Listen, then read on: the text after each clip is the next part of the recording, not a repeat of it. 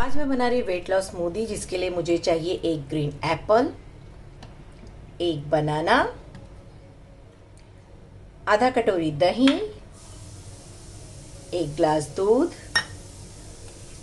और मुझे यहाँ पे चाहिए सनफ्लावर सीड 1 चम्मच, पंपकिन सीड 1 चम्मच, चिया सीड 1 चम्मच, फ्लैक्स सीड 1 चम्मच, 8 से 10 बादाम और स्वीट के लिए डाबर का हनी। सबसे पहले इसमें जार में मैं डालूंगी बनाना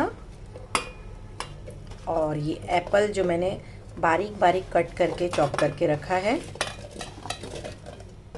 वो इसमें डाल देंगे। अब इसमें डालूंगी मैं आलमंड और ये जो मैंने सीड्स लिए थे वो सब इसमें डाल देने हैं। अब इसमें दही डाल दूंगी मैं, उसके बाद दूध। आपको जितना स्वीट चाहिए आप उसके अकॉर्डिंग उसमें हनी ऐड कर लीजिए।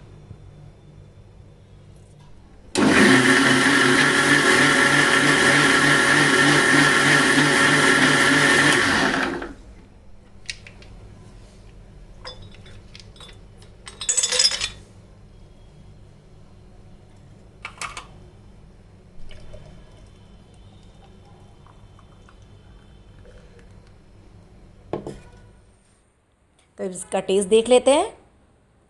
वाओ, ये बहुत टेस्टी है।